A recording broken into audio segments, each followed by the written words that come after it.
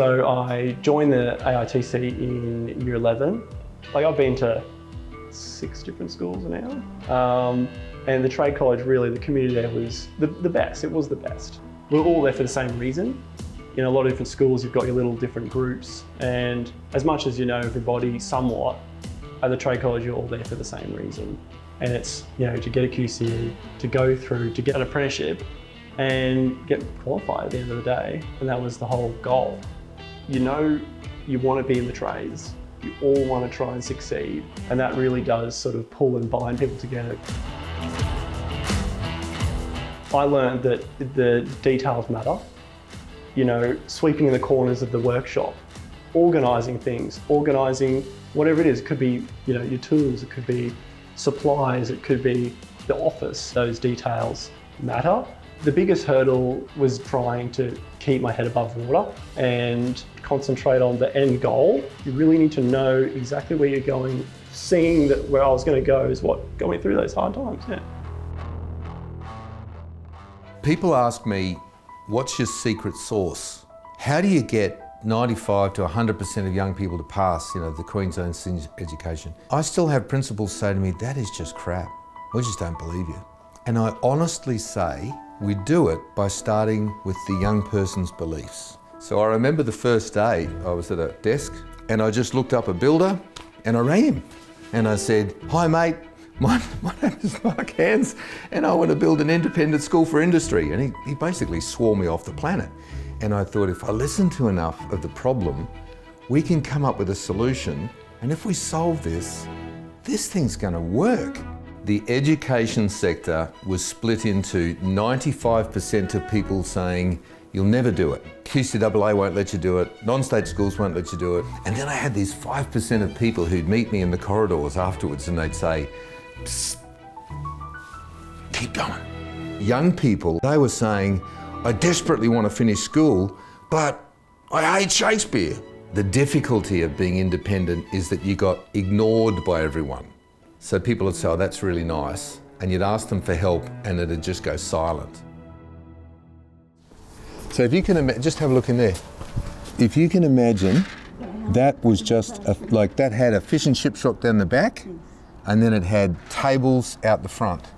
And you think, okay, that's what it was a fish and chip shop. The Australian Technical College started in Bundall on the Gold Coast in corporate offices. The school was getting enrolments in 2007 and we knew we had to start the school, but we had no premises. So if you can imagine going to an information night and people were really excited, and then the first question was always, so where's the school going to be? And I said, well, I don't know yet. So we were searching around the Gold Coast and we ended up finding this old shopping centre. Now we call it the fish and chip shop. The thing that always impressed us about this place is that it was functional. It's not beautiful. But the thing that really hit us about this campus was that we got 98% of the young people signed up and 99% of the young people got QCEs in this. And it made us realise the campus wasn't what was important. It was the business model and the people. Our thrust was always, if we can just get people to come to an information evening, we reckon we can sell it. And it wasn't all that impressive, but people signed up. We had 150 the first year, 300 the second year, and people took these massive risks. It was just great. First day of school, no carpet, no boards, no blackboards, because we didn't actually have approval to be a school until 7 days before school opened. So we had no resources. My first learning space had some bare gyprock, some raw concrete, 2 industrial fans, 1 at each door. And I came back from doing a double stint at Emu Gully to find that my furniture still hadn't been assembled and my whiteboard was on the floor and there was a cordless drill. And that's what I walked into. It was literally a case of we just made it up as we went. I think one of the biggest challenges was getting the grant from the government. I don't think we would have 6 campuses now if we were still leasing a property on the Gold Coast. We looked at land at various places, put a proposal together. Mark and I had a plane ride to Canberra and spoke to some relevant people. They just think, what do you think it's going to cost? So I just said a figure which I thought at the time, and we finally got that figure. Some of the difficulties were There was a change in government. We were given hurdles to jump. We kept jumping and they made the hurdle high and we jumped it again and went higher and we jumped it again. So we survived and then we ended up getting our funding. And one of the greatest times was when Mark rang me at about, I don't know what time of the night it was, and said, "We've got the money." In 2010, all of a sudden, the future just opened up for us and we started building this site. It was so exciting. It was like moving into Xanadu or Shangri-La. You know, we thought, my God, there was so much room. If you've got a quality product and you've got evidence that it's working, people look beyond the resources that you have and say, look at the outcomes, I'm in.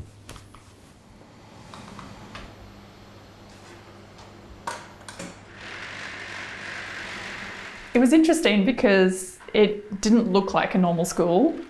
I think the thing that really appealed to me was that you were doing what you had to do to get your QCE, but you were also on track to start an apprenticeship and you're making money straight away. I think that was the real excitement about going to a school like this. Part of the value was that it was a supportive environment. You don't always necessarily get that in other places. It's probably part of the encouragement to continue, to keep going, to persevere.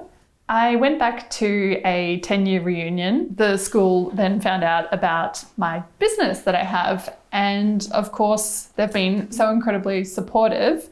It's quite humbling when you look at the businesses that want to support you now and you just look at where you started, from nothing really. I really enjoyed everything that they did for the students. It was confronting at first, but I ended up forming some really good friendships, even ones that I still have today.